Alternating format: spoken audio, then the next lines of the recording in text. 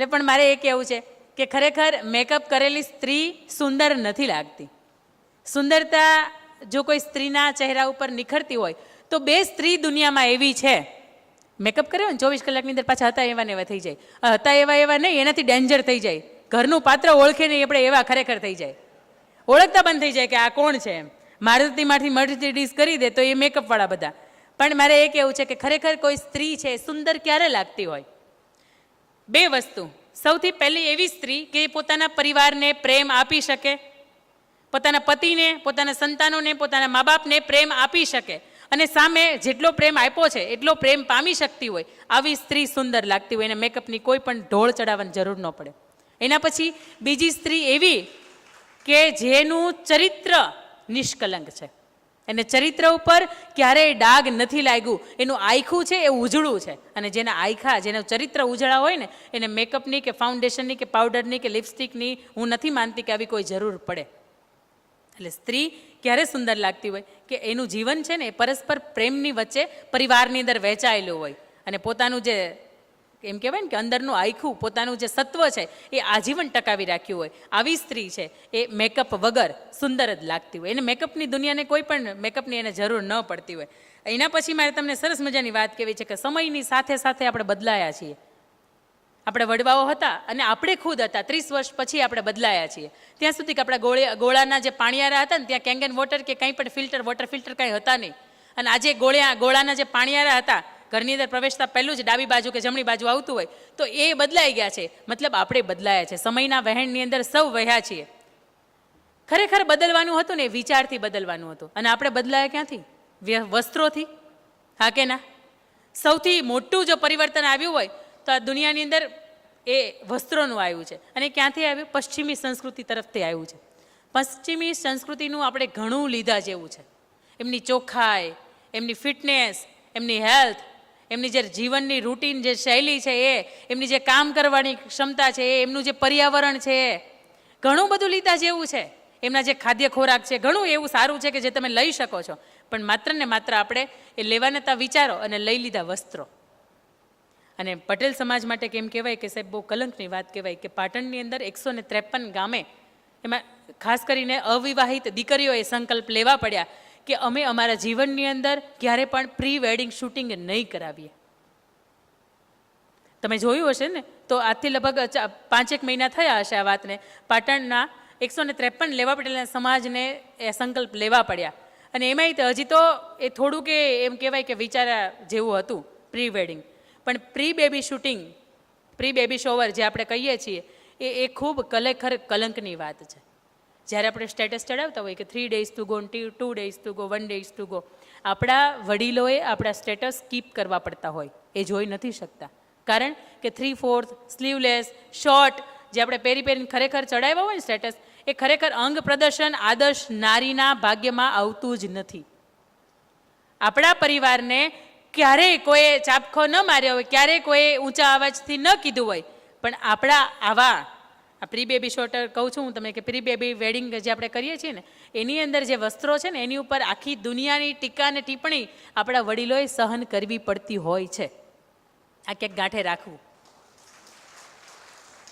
અને ખાસ બહેનો અને દીકરીઓને મારે ખાસ કહેવું છે કે તમને બહુ આવા શોખ હોય ને તો રાજસ્થાની, મરાઠી જે અલગ અલગ જે બધી વેશભૂષા છે, તમે અલગ અલગ જ્ઞાતિ જાતિના પહેરવેશ છે, આહિર છે, રબારી છે, દરબાર છે, તમે એના જે પહેરવેશ છે ને એની અંદર ખરેખર એ વેડિંગ શૂટિંગ તમે કરાવો, તમારા માટે મેમરી રહેશે. તમે 8-10 સંસ્કૃતિને પ્રદર્શિત કરી છે, તમારું અંગનું પ્રદર્શન તમે નથી કર્યું.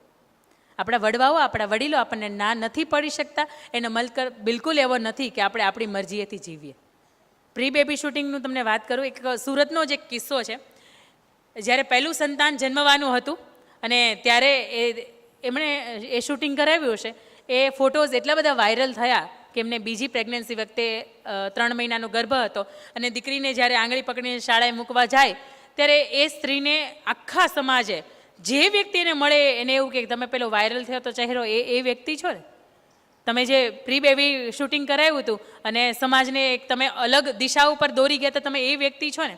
એ વ્યક્તિને, એ સ્ત્રીને બીજી ગર્ભાવસ્થા દરમિયાન 3 મહિના વખતે એટલું બધું ડિપ્રેશન લાગે છે કે બાળકનું એને તાત્કાલિક અબોર્શન કરાવવું પડે છે અને બાળક અંદર મૃત્યુ પામે છે. બાળક દીકરો હોય છે, હાથમાંથી ખોવાય છે. એનું કારણ એ છે કે ક્યાંક આપણે આપણી મર્યાદા ચૂક્યા છીએ. આજે પણ આ સમાજને સરદાર વલ્લભભાઈ પટેલની જરૂર છે, પણ એટલે લાડબાની કૂખ નથી મળતી. આજે પણ આ દેશની અંદર મહારાણા પ્રતાપને એમ થાય છે કે મારે જન્મ લેવો છે, પણ એને જયવંતાબાઈની કૂખ નથી મળતી. આજે પણ શિવાજીને એમ થાય કે મારે જન્મ લેવો છે, પણ એને જીજાબાઈની કૂખ નથી મળતી. ક્યાંક આપણે આપણા દીકરા તો કે મારી ઘરે રામ અવતરે અને મારી ઘરે કૃષ્ણ અવતરે, મારે દીકરો તો કાના જેવો હોય, પણ આપણે આપણા ખાવા પીવામાં મેગી, પીઝા, બર્ગર આપણે ખાઈએ છીએ તો એની અંદર આપણે એવું વિચારીએ કે આપણી ઘરે રામનો જન્મ થાય, કોઈ કાળોમાં ન થાય, આ ઘી ને ઘાસલેટ ક્યાંય ભેગું ન થાય. આપણને એમ લાગતું હોય થાય. અને બીજું કે દેખાવું આપણે આલિયા ભટ્ટ જેવું, પરિણીતા ચોપડા જેવું, ને આપણને એમ થાય કે આપણા ઘરે રામનો લક્ષ્મણનો જન્મ થાય, એમ ન થાય. એના માટે આપણી અંદરનું સત્વ છે ને એ જગાવવું પડે. સારા સત્સંગો, સારા વડીલોના આશીર્વાદ, સારા વડીલોને એને જે જીવન પ્રસંગો હતા, એણે જે સંઘર્ષ કર્યો છે, એ વાત ક્યાંક તમે એ સમયની અંદર સાંભળો છો, ચોક્કસપણે એ બાળકની અંદર એ ક્યાંક બીજ રોપાય છે કે આપણે સમાજ માટે કંઈક સારું કરવું છે. અને તમે જ્યાં જ્યાં પણ તમને એવું લાગે ને કે એમના ઘરે મહાપુરુષનો જન્મ થયો, એની માતાને એક વખત જોઈ લેજો. એની ઉપર કંઈ તમે ટીકા ટિપ્પણી કરી શકો એવું શક્યતા જ નથી. એના પછીની મારે તમને વાત કરવી છે કે સ્ત્રી માટેની વાત થાય છે ને ત્યારે નારી જો ધારે તો દુનિયા બદલાવે અને અવળી જો ચાલે તો ઘરને લજાવે. શસ્ત્રો ઉઠાવી મેદાને જો આવે અને એ જ પાછી સ્ત્રી દશરથની આંખોમાં આંસુ પડાવે. સ્ત્રી છે ને તો બધું થાય. સ્ત્રી છે ને તો ઘર હોય ને એને સ્વર્ગે થાય, અને સ્ત્રી છે ને તો ઘરને માઇનસમાં એટલે કે પાતાળની અંદર લઈને નરકે પણ થાય. સ્ત્રીયા નમાવે વેદને સ્ત્રીયા અપાવે રાજ, સ્ત્રીયા કુશળ સંસાર મેં સ્ત્રીયા જગતની લાજ. પુરુષ આમ તેમ થાય, દીકરો આમ તેમ થાય, દીકરો રાત્રે 2 વાગે આવે, બધુંય પોસાય, કારણ કે સમાજ એને હજી સ્વીકારી લેશે. પણ આપણી દીકરી, આપણી સ્ત્રી એની મર્યાદા ભૂલે તો એ નહીં સ્વીકારાય. મારે સાહેબ એ તમને કેવું છે, દીકરી કેવી હોય? આજે ઘણાય સમાજ બીજી દીકરી નથી સ્વીકારતા. એનું રીઝન ક્યાંક એ પણ છે કે દીકરીની અંદર જે સત્વ હોવું જોઈએ, એનું જે ચરિત્ર હોવું જોઈએ, અને એના જે પર્સન્ટેજ હોવા જોઈએ ને એની અંદર આજ કંઈક ઓછાવાળી, એ ટકાવારી જે છે એ ઓછી થઈ ગઈ છે. 1875ની અંદર અંગ્રેજો જ્યારે પહેલી વખત ભારતની અંદર આવ્યા દરિયાઈ માર્ગે, ત્યારે અમરેલીની બાજુમાં પિઠ્ઠલપુર કેરાળા નામનું એક ગામ, એ ગામની અંદર એક 10-12 વર્ષની દીકરી હતી. એની બેનપણીની સાથે એ પાણી ભરવા ગઈ હતી. માથે બેડું હતું અને એ પાણી ભરવા ગઈ તો પાણી ભરતી વેળાએ એક અંગ્રેજ ગોરાની નજર એ દીકરીની માથે પડી. અને અંગ્રેજ ગોરાને એવું કે હવે આપણે ભારત દેશની અંદર આવી ગયા છે અને આપણા બાપાનો આ દેશ છે, આપણા તો બધા ગુલામો છે, આપણે ઈચ્છીએ એ પ્રમાણે થશે. એ 12 વર્ષની દીકરીને એ બાવડું પકડે છે ત્યારે દીકરી માથા ઉપર ભરેલી ગોળી હોય એ એક હાથે ઉપાડીને પહેલાં મારે છે ને નાન્યા બેભાન કરી દે છે, અને એના જે સાથીઓ હોય ને એને લઈને ત્યાંથી જતી રહે. દીકરી ઘરે આવે અને એના પપ્પાને એવું કે બાપુ હવે મારાથી નહીં જીવાય. એના પપ્પા એવું કે બેટા તારાથી એવું કોઈ કામ ન થાય, તું મારી દીકરી છો, તારું ઉજળું ચારિત્ર છે, અને તું કેમ એવું કહે છે કે મારાથી નહીં જીવાય? ત્યારે દીકરી એવું કહે છે કે તમે જે નાનપણમાં મારી સગાઈ કરી નાખી છે નાનકાની સાથે, એનું નામ નાનકો હોય, તમે એને બોલાવો અને એને કહો તારા કાંડામાં જો તેવડ હોય તો પેલા જે અંગ્રેજ ગોરાએ મારું બાવડું પકડ્યું હતું તો એને માથું કાપી નાખ, એના લોહીની અંદર મારી ચૂંદડી બોળ અને પછી મારા માંડવે તું ઓઢાડવા મને આવજે, અને જો તારામાં તેવડ ન હોય તો મને તું તાહળી ભરીને મને વિષ આપી દે, તું તાર 2માંથી જે સિલેક્શન છે એ તારે કરવાનું છે. ત્યારે મારું કહેવાનું મન થાય એ દીકરીને એમ થાય કે ખાલી કોઈક બાવડું પકડે છે આપણાથી જીવાય નહીં. 12 વર્ષની દીકરીને એમ થાય, 22-25 વર્ષની દીકરીને એમ ન થાય કે આ વ્યક્તિ મારી સામે આવી રીતે જોવે છે, આ વ્યક્તિ મારી પાસે આ જે કંઈ પણ મજબૂરીનો મારો લાભ ઉઠાવે છે, મારે આવું ન પગલું ભરવું જોઈએ. ખરેખર એ વસ્તુનું ન ખબર પડે? ખબર પડે છે. પણ ક્યાંક આજે દીકરીઓ એની જે મિત્રતા છે, એની જે બહેનપણીઓ છે, એને અવળી ક્યાંક સંગત લાગી છે કે જેના લીધે એને એવું થાય છે કે બાપાને આપણે એમ કહીએ કે જઈએ છીએ નવસારી અને આપણે નીકળીએ બારડોલી. આ સમજણ દીકરીને કેવું જ ન પડે કે બેટા ઉમરું ઓળગીને જા છો ને, પહાડ જેવડું ઉમરું છે, ઓળગીને તું જે બાજુ જા, જે દિશામાં જાશ, તારો આવનારો ડગલું છે ને એ જ દિશામાંથી હોવું જોઈએ. પણ તું એમ કે વેસું જાઉં છે ને વરાછામાંથી નીકળવું, અમારા સુરતના 2 વિસ્તારો છે, તો એ તો યોગ્યતા નથી જ. એ સમજણની વાત છે. 18 વર્ષની ઉંમરે, 20 વર્ષની ઉંમરે, 22 વર્ષની ઉંમરે બાપ તરીકે તમારી એમને ન પૂછી શકે કે બેટા તમે ક્યાં જાઓ છો, પણ જ્યાં જાઓ છો એ તો તમે કહી શકો છો કે નહીં? એ સમજણની વાત છે. અને આવી દીકરીઓ જ્યારે ઘરે હોય ને ત્યારે એ ગર્વથી બાપ કહી શકતો હોય કે મારી ઘેર દીકરી છે અને 20 કે 22 વર્ષની થાય છે ને તોય હું ટાઢા હૈયાની સાથે આંખો બંધ કરીને હું રાતે સરસ મજાની ઊંઘ કરી શકું છું. ઘરે દીકરી 15-17 વર્ષની ઉંમર વીટાવે ને એ બાને વડીલોને ઊંઘ આવતી બંધ થઈ જાય. સરદાર વલ્લભભાઈ પટેલ નહીં, ઝવેરચંદ મેઘાણીને આપણે ક્યાંક વાંચ્યા હોય સૌરાષ્ટ્રની રસધારની અંદર, તો એમણે મજાનો, મારું પિયર ધારગણી છે સાહેબ અશોકભાઈ, ધારગણીની બાજુમાં લાખાપદર ગામ, અને ત્યાં લાખાવાળો, એક મજાની નાનકડી વાત કહીશ, લાખાવાળો એક ગામનો ધણી, અને એમને આપા દેવાત નામના ખૂંખાર બારવટિયાની સાથે વેર બંધાય.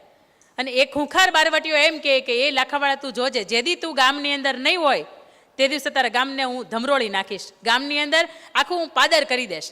એટલે એ પછી લાખાવાળો એમની 13 વર્ષની દીકરી હીરબાઈ, અને એમની સાથે એને ક્યાંય પણ જવું હોય તો બહુ વિચારતો કે સાંજ ન થાય પહેલાં પાછો આવી જાવ.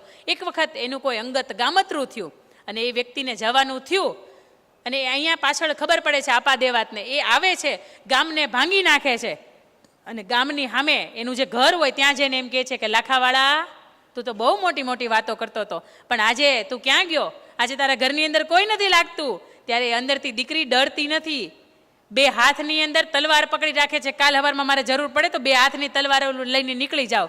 અને એવું વિચારે છે કે એક નાનો એવો વછેરો બાંધ્યો છે ને હું એને છોડતો જાઉં. આ એને બહુ પ્રાણથી પ્રિય છે, અને ઘરના આંગણે વછેરો છોડીને જાઓ તો એનાથી વિશેષ તો અપમાન એનું થઈ જ ન શકે. એટલે જેવો વછેરો છોડવા માટે પોતાનો ભાલો એક બાજુ મૂકીને એ હળવેકથી એના ફળિયામાં એ થાંભલીની પાસે બેસે છે, પાછળથી હીરબાઈ આવે છે અને એનું ભાલું લઈને એને એટલું જોરથી મારે છે કે નીચે એને ધૂળ ચાટતો કરી દે છે.